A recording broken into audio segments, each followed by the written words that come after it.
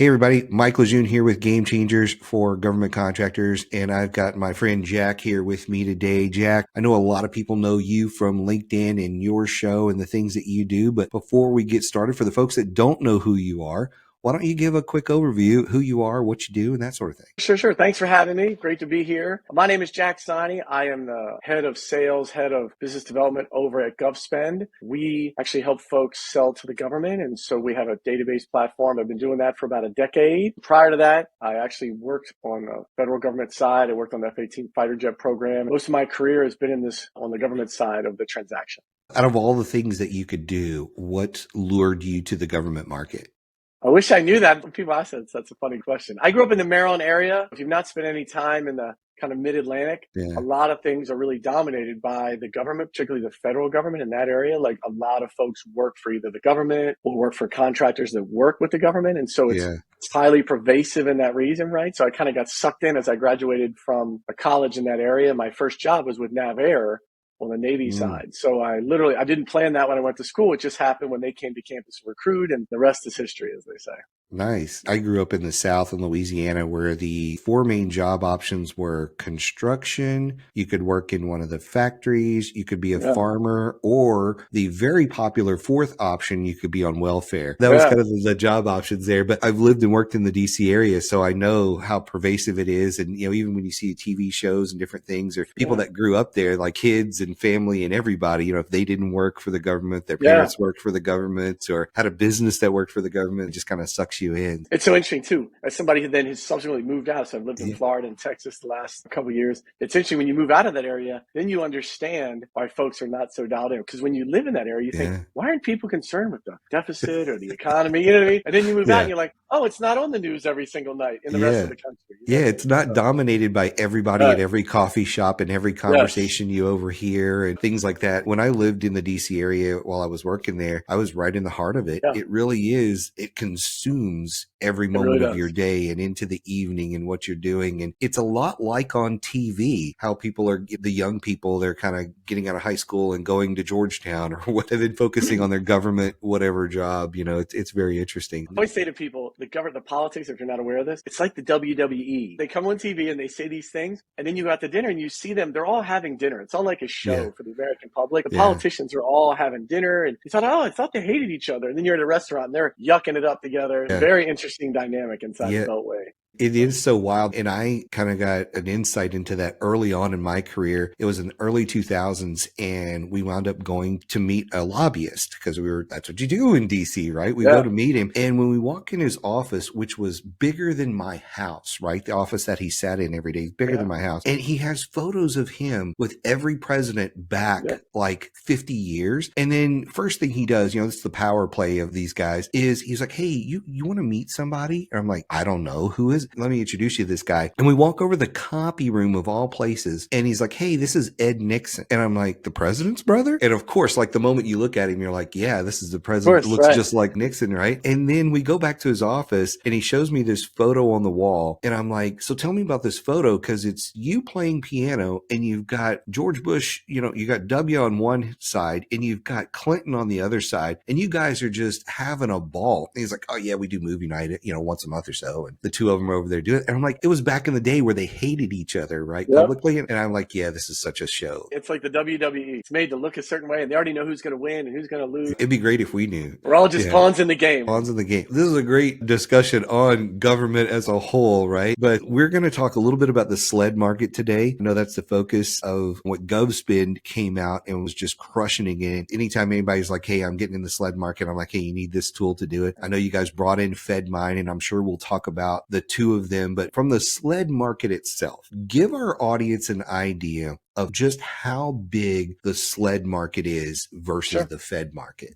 As you know, since COVID, the numbers kind of moved around a lot, right? During those 2 years, the spending exploded across the government world as folks were doing the PPE and the testing and what have you. But kind of an order of magnitude, it's really interesting. The federal market is probably about 500, 600, 700 agencies, and they spend on average $4 to $6 trillion. It used to be around 4 or 5 trillion, but with COVID, it exploded to about over $6 trillion now. So that's on the federal side. And then the SLED market is really a notch below that. So many more agencies, about 90,000 agencies, and their spend is in the $3 to $4 trillion a year range. Again, all these state and local agencies are just a little notch under a couple federal agencies, right? So about a couple hundred federal agencies spend about $5 or $6 trillion.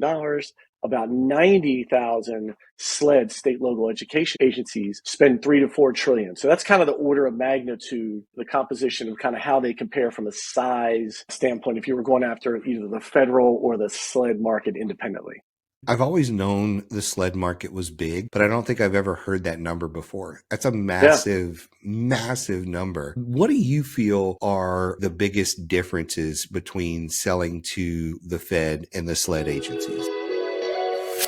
If you're struggling with your government contracting business, I want to encourage you today to go sign up for a free coaching session with me. You can go in the description of this podcast. There's a link to my calendar, and you can go pick a time where we can sit down for 30 minutes, talk about what you're doing right, what you're doing wrong, what you should change. And then if coaching makes sense for you, I'll actually go over the options on how you can get started with coaching so we can take your business to the next level. Now let's get back into this episode.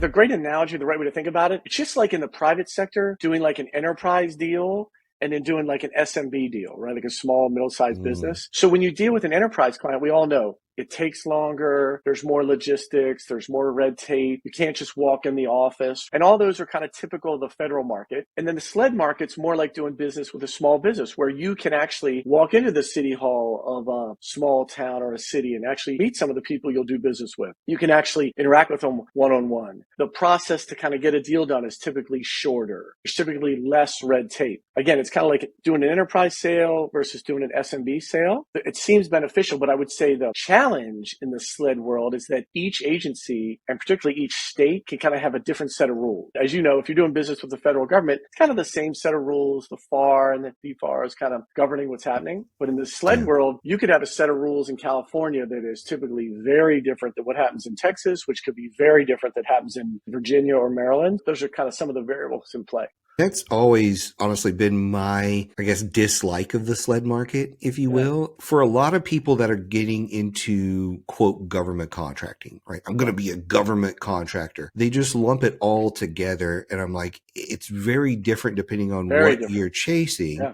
That's number one. And for me, when they ask, hey, well, should I go SLED? Should I go Fed? I'm like, do you understand government contracting? And if the answer is no, I'm always like, well, for me, I prefer the Fed market because it's one set of rules, one database, one set of things like that, because you already have the uphill battle of trying to learn how to sell to the government and all of that. Like, why try to figure out 50 different states and rules and websites? Start somewhere where it's easy and then move over, or focus on your one state. A lot of times what will happen to me when people come to us is they'll say, well, we can operate in these 6 states because we're licensed or whatever. And I'm like, man, that's going to be a challenge to learn the rule book for 6 states when you don't understand government contracting. And oh, by the way, maybe you're a brand new business as well, because we get a lot of those. They're startups and they're like, so you don't even know how to run a business yet. And you're trying to learn government contracting and you're trying to determine between SLED and Fed. That's to me traditionally where I struggled with clients to say I would go Fed market because there's less to learn, again, unless you stick to the one state. I think when we deal with people, I don't think there's a right here. It's kind of a perspective. For us, especially if they're a really small company, we actually kind of say the opposite, which is, hey, at least in the SLED world, you can go have interaction with people. They can give you feedback and you know where you stand. If you're trying to do business with a DOD or a TSA, it's hard to get the kind of the face time and the feedback loop, which can be so important in the early stages. The rules are different everywhere, but at least in the SLED market, especially if you've never done any government business, you get a little feedback loop where they can be like, hey, we're not going to do it because of this reason, and you can get better. Or we are going to do it and you get some feedback, where sometimes in the federal world, it can be a little bit of a black hole when you're just trying to figure out, how do I get better at this process? You know? Absolutely. And that's one of the reasons why I always point them to you guys, because I always say, look, I'm not a SLED expert. That's these guys. because they understand this way better than I do. So of course I'm going to point you to what I know because I'm not spending that much time on the other one. And I always tell them, look, it's a decision you've got to make. If I'm making it, this is the direction I would go. But if you're going to make this decision, that's why you go get that expert. Go talk to Jack and his team, because they're the ones that are going to help you navigate this and get it going. I like what you're saying about the sled market, because I've talked to a lot of people and I haven't heard what you're saying about it as far as like the feedback and things like that you can get. One of the things that you talk about a lot is this model or framework that you guys call the Flagship formula. I assume that formula is what helps make navigating the sled market easier. So tell us a little bit about how that works to help your clients. I think we get a lot of folks coming at us and like, hey, how do we start? How do we get our feet wet? And I think like all things in life, once folks have had success, it kind of explodes. We all kind of chase the low-hanging fruit. And so we have this formula or this framework that we developed probably about a decade ago, which is the following. And I think some of this applies federal. It's harder, but it's certainly in the sled world. If you're going to go into a state or a region, we recommend the following. It's really a 3-step process. 1, target an agency that's viewed as a leader in that area. So a lot of times, not all agencies are equal. When you start networking or talking to agencies, they're going to be like, well, hey, in our area, this county really leads the way. Or, hey, this city, or these people are normally the innovators in the area. So you want to get a feel of that. And then our encouragement is always go make them your flagship agency. Whatever you have to do to get that agency as a client of yours, that could be anywhere from giving it to them for free to a heavy discount, but get them to love your product. You know, that book, Raving Fans? I always say to companies, look at it as a marketing cost. Go make that agency love your product, and the word of mouth from what they do is amazing. So the first step is get a flagship agency that loves your product. Second is go to the local media. Once you do, the media is always looking for stories. So imagine you're a writer for a newspaper, one of the local publications. Those people have responsibility to put out a story typically every other day or every day. They love stories about public-facing government things that are a win. So almost all those reporters, whoever covers state and local, they love this. Hey, this agency near us just put in this new technology or bought this new thing. It's going to help our community in the following way. So get an article. It's typically not a sell piece about the company, but get an article on the local publication. So that's the second thing. Once you do, get your marketing folks, PDF that thing, clean it up, put the Dallas Morning News, your article in it. Make it look really, really nice. Like kind of like old school, those things that would be on, and you go into a restaurant, you'd see them on the wall, like we're a 5-star rating, right? But get an article that's from a neutral entity about your company working with that agency. And then the last step is we encourage you to sell in circles around that agency. So you take that publicity. A lot of government agencies, as Michael, you and I both know, are kind of risk adverse, right? They don't want to be the first agency to put something out, right? They're really risk adverse. They're like, I don't want to be the first one. You try it and let me know because I don't want to lose my job because we put a new thing in place. But a weird thing happens. Once an agency has it, and when the newspaper has done an article on it and said, oh, look at this thing, it's really cool. Normally, so many agencies open up, and they're like, oh, well, if so-and-so has it, and they were on the cover of the paper, wow, it must not be that risky. Let's deploy that technology or let's deploy that device. That's really the 3 steps that we've seen to be super successful, which is go invest in a flagship agency, do whatever they want to make them love you, get some publicity and press around that. It's typically easier than you think because, again, those reporters are desperate for stories. And then sell in circles around that agency because normally there's anywhere from 50 to 100 agencies within a 3-mile or 4-mile radius of them. And so sell to those agencies. And it has a exponential effect because it's word of mouth in the government. And when somebody has it, they all want it. They're like, oh, you're using that? We need that. And it takes off exponentially. So that's kind of what we call our flagship formula kind of framework. I love that. It's so simple. Do you guys have any training like in your system or any webinars you guys do that's focused on that formula and kind of getting in the weeds a little bit of it? Within our platform, this GovSpend platform, we have this thing called GovSales University, this GSU thing, where it's a series of kind of 3 to 5 minute short videos where we talk about the whole entire government sales process from, hey, how do you target agencies? And then how do you market to them? And how do you close business? And then how do you grow that business? How do you respond to bids and RFPs? What are pricing metrics? What are support metrics? I think today there's over 100 plus videos in that e-learning platform. And so we try to help folks when they get our platform. It comes with our platform that they can kind of go through those courses, those videos as they see fit. Perfect. I love that. Question about targeting the flagship agencies. In the traditional Fed market, I'm going to focus on contracting officers. I'm going to focus on Yep. small business office representatives, maybe program managers, project managers. That's usually the tight circle that I'm going to pound pretty hard on the Yeah. Fed side. Who are those people on the Sled side that you're typically going to target? It's really interesting. I would just say this allows some creativity. Again, the federal side being kind of more formal, but the SLED side, you never really know because it can be anywhere from the mayor to the county commissioner to some of the government employees. Like it might be the chief of police or it might be the head of waterworks, right? Depending on what your product is. And so it really depends on what you're offering. They'll either be the head of that organizational structure, right? If you're working with the police department or the waterworks or Parks and Rec. Shed Helmet's one of our big clients, right? And so they want to talk to the, believe it or not, the head football coach. So in the state and local world, that's a real thing. Like that person controls a lot of what happens, a lot of the spending that happens in the educational market or the principal. It really is typically a functional lead. And then sometimes if it's something so pervasive that would affect the whole municipality, it could be someone on the city council or the governor or mayor. So it really depends on what you're targeting. It is more diverse than kind of like you said, because everything in the federal market kind of eventually hits purchasing. Not always the case in the SLED market because sometimes they have all these other ways that they'll buy because they need things sometimes more immediately and they're much closer to their constituents, right? The federal market, not so much. But if you're the mayor in a small municipality, you see your constituents on a regular basis, right? Right. It's very close. You know, the Secretary of Defense is not necessarily talking to the American public on a regular basis, but if you're the mayor or you're on the city council, there's a daily interaction. So they have a lot of different ways they could actually acquire or purchase things based upon the need. And honestly, quick sidebar, we saw that during COVID, right? When things were going south, these municipalities had to set up testing stations and put in PPE and do stuff really, really quick. And a lot of the purchasing rules went out the window because of the nature of some of the emergency that was taking place at the time.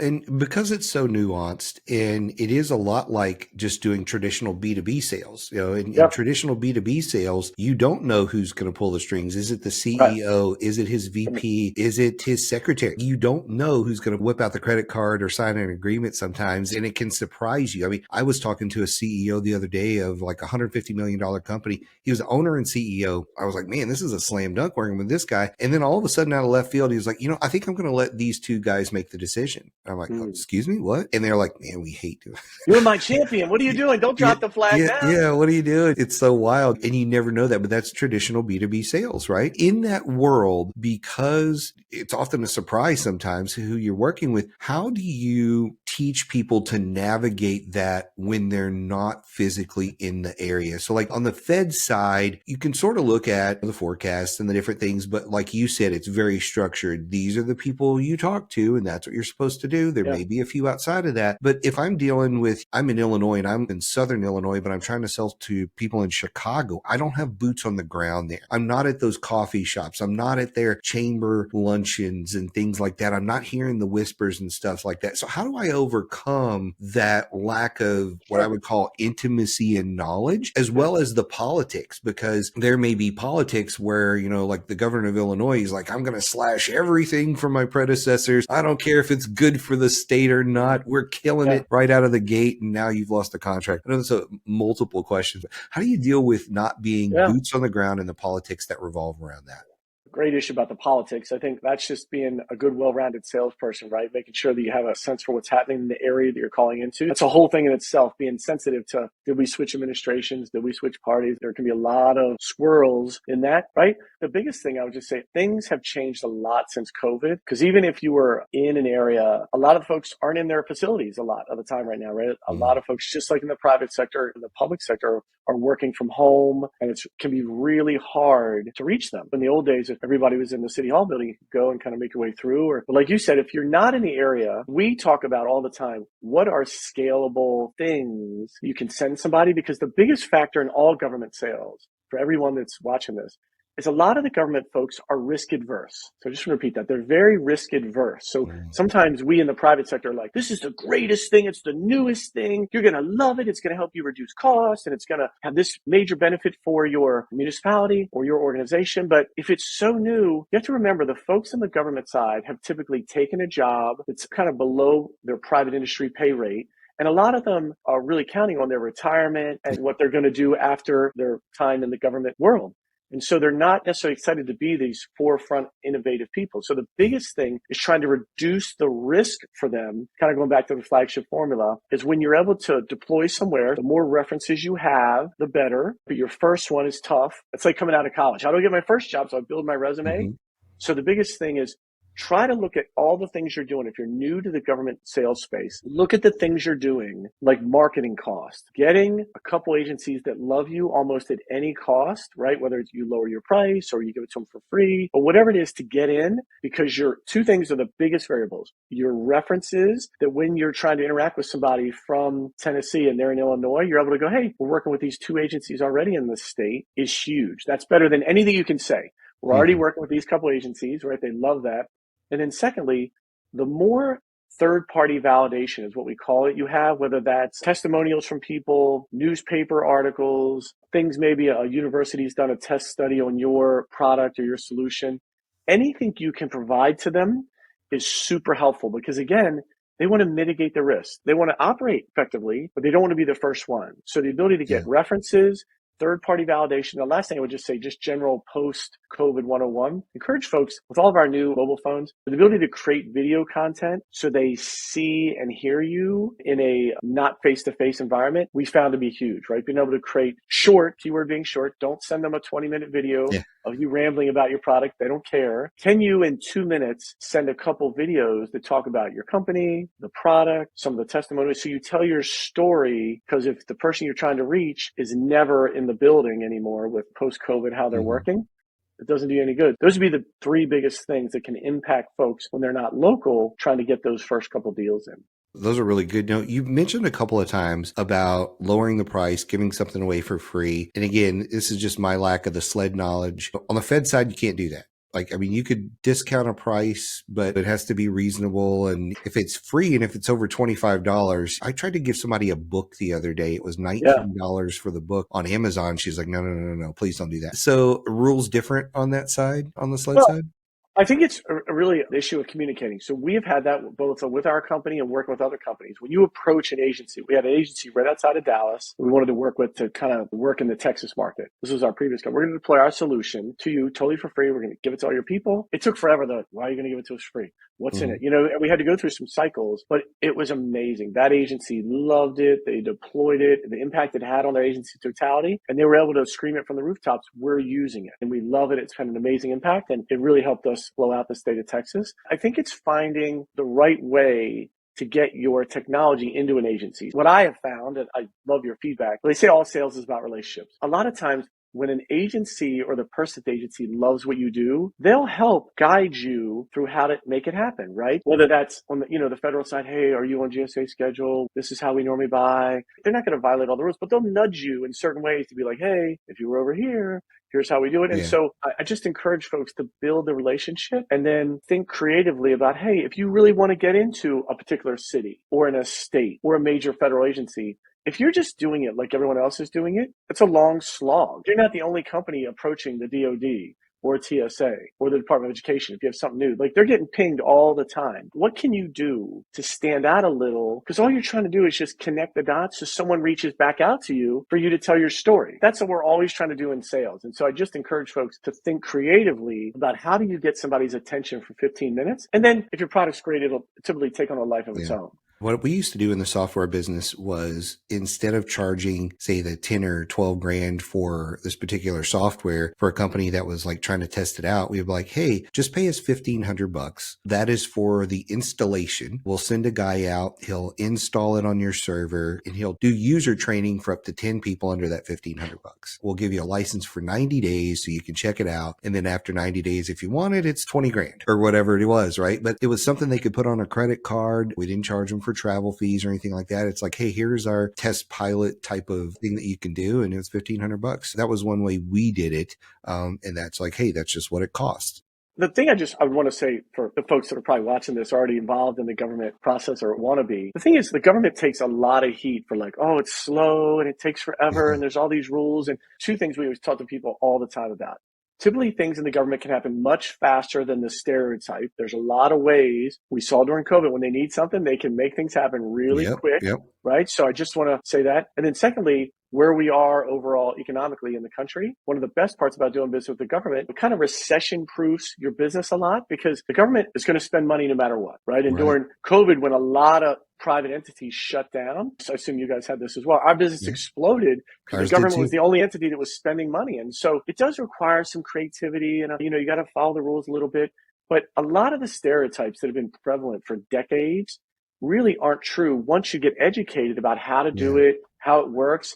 And again, you get a couple government clients that you'll typically land and then grow. It can really change your business. And when the economy dips, you don't feel the dip as much as you do in the private sector. Those are some real benefits. Yeah. A lot of times we talk about like, oh, the government, it's tough, it's hard, it stinks. It's like, no, it can be so life-changing for your company, right? Yeah, absolutely. And I think a lot of people have a bad perception because either like a movie like War Dogs or they hear a press release and they're like, $89,000 for a hammer. Are you kidding All me? the time. You know, they hear the stupid things like that. And part of them goes, light bulb, I can sell hammers for $89,000, right? So they get in and they're like, wait a minute, there's no RFPs for $89,000 hammers or, $150,000 toilet seats. Where are those bids? They're not there. They're just not there. I think they get the bad rap based on stuff like that. And then, like you said, you get in and you realize, okay, that's not how it works. Well, there is a controversy every day, right? If you just Google every day government procurement, because there's 90,000 plus agencies, right? There is typically a controversy every day. And by the way, the government is the largest prospect in the world. You're talking about $7, $8, $9 trillion,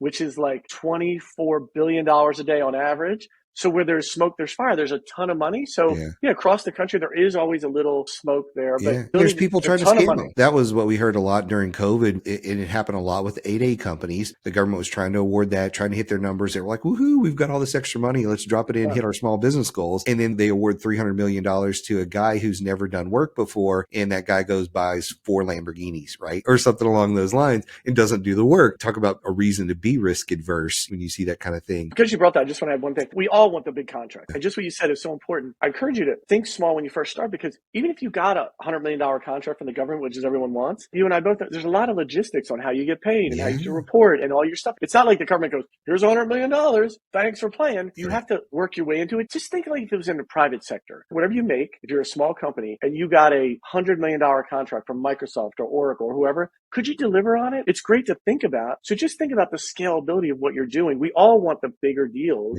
right? Because as a sales rep, you're like, 10% of 100 million, I'm getting a new house, right? But you got to be able to deliver on it. I always talk to people that are like, they get romanced by NASA Soup because, NASA Soup is one of the sexiest vehicles out there because of the volume of dollars flowing through NASA Soup. But understand the demand on NASA Soup is you had better be able to deliver like your Amazon. If they order something today, they want next day shipping or 2-day shipping. And there's no excuses for we couldn't do it. There's no excuse. You don't do it, you get booted because it is that flawless on the execution side. And I see a lot of companies who go from, hey, we're a $1 or $2 million company and we win this $20 million company and they go under because they can't deliver and it just ruins them. Yeah, I lived in the Melbourne area right near NASA, where Cape Canaveral. I lived in South Florida and you would think, oh, you're near Miami, there's a lot more businesses. There's actually not. There's so many businesses around that Melbourne, the Central Florida area where NASA, and they're doing all the flights and SpaceX and Blue Origin now. It's amazing. It's amazing. Yeah, it's crazy. That's my favorite area in Florida, by the way. We stay at Cape Canaveral a lot, and we've got friends in Melbourne and India Atlantic and all that stuff. I love that whole area. Great. As we're kind of wrapping up here, I want to make sure we hit a couple of things here towards the end. One is I've heard there's a lot more business being awarded what they call outside of the bid RFP process directly to people in the sled market. How and why does that happen in the sled market? Yeah. So we'll do these really quick, but there's about 10 ways in the sled world, much more than the federal world, that things get awarded. Just a little inside secret. Everybody that works in the government world wants to avoid the bid and RFP. It's painful for the agency and it's certainly painful for the company. So everyone's trying to find a way. And so in the sled world, there's about 10 ways. So those being sole source, right? If you have something that can be sole source, piggyback, which is piggybacking off an RFP you've already won, a discretionary spend. Every agency has an amount of money they can kind of spend whenever they want. The P cards, which are really just a government credit card that folks can buy off of, used a lot more in the sled world than the Fed world. The set aside, the government's way ahead in the set aside socioeconomic world. It's another way to kind of get out of the highly competitive bid world. Simplified acquisitions, number 6, like I can get 3 quotes and then award really quickly. GSA schedule, the state schedule or state contracts, co-ops. There's a lot of co-ops there where agencies get together and buy things together, or private entities kind of aggregate for co-op. Think there's a private entity that lists all the SKUs that are in Home Depot. You know, I always say when you go in the screw aisle, there's all these screws and bolts. You're like, how would I buy into these if I work for the government? There's a co-op for all those things. And then lastly, number 10 is state emergencies or a state of emergency. So when the governor or the mayor declares a state of emergency, all of the procurement rules, a lot of them go out the window, and they're able to do things really quick, right? When there's a log down in the middle of the road, it's not like, we better get 3 quotes. No, it's like, who can get the log out of the road the fastest for some price that's not crazy? And so those are really the 10 ways that state and local tries to leverage, because if you follow some of the bid and RFP companies that are out there, they'll give you some crazy stats that really only about 20% of government procurement now goes through a full bid and RFP, which is a crazy low number, right? Yeah, so, that's the number we throw out there. We're like 80% of it's not going to go through that, because exactly what you said, those contracting officers are looking for any way possible to award this before going full and open, or even going on a set aside on sam.gov. Like, let's avoid sam.gov if we possibly can. And to their credit, there's tons of vehicles that have been put in place to avoid that. So why not use them? It all boils down to, a lot of times, contracting officer preference, because that's the person in the driver's seat determining, do I use one of those 10 options you just talked about? Do I put it full and open? What do I do in order to make this happen? Right. I think what a lot of people think about the government, you got to remember, they're people too. And just like you have your favorite mechanic, favorite gas station, or where you go shop, they're people too. Again, so much of sales is the people part. And when the head of purchasing or folks in the contracting office or the mayor or the governor loves your company and loves your solution, they typically find a way.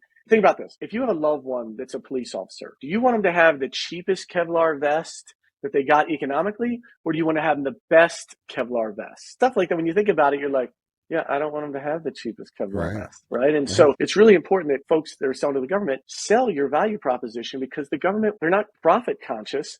They want the best solution that'll last the longest period of time, right? Yep. And they want no controversies. They want to get their pension at the end of the day. A lot of really good stuff. And, we didn't even talk a lot about the federal side or tools and stuff like that. We'll have to have you back on and kind of get more into. I'd love to do an episode on prospecting using tools like GovSpend, FedMine, that sort of thing. I think it's really overwhelming for a lot of people in the market. Again, I always put myself in the position of a CEO who's trying to run a business first and foremost. Then he's trying to learn the government market. Then all of a sudden there's a tool where they're like, hey, you got to use these 2 or 3 websites in order to do stuff. And they're like, I just want to sell my product. And then they've got to learn how to write an RFP, right? There's so many things they're trying to learn. I think it would be great to do an episode on how to use the tools and what you really need to get out of a tool. Because I see the flip side where people geek out about the tool and they live in the tool, but they're not winning business, right? Yeah, they're not selling. It's like, go out and use the data that you're getting. Don't just look at it and put it in spreadsheets and go, wow, look what I did. You didn't do anything. You got to use it. Great episode today. I really appreciate it. I'll have all your contact on the website for folks. Thanks for coming on and talking about this. It was very insightful for our audience who never hears me talk about the sled market. So I really appreciate that. Have me back anytime. I love it. Great. I love it. Thanks, Jack. I really hope you enjoyed the podcast today. If you did, I would really appreciate it if you would like and subscribe to the podcast and screenshot it and tag me on LinkedIn or whatever social media you use. So thank you again for joining us today, and we'll see you next time.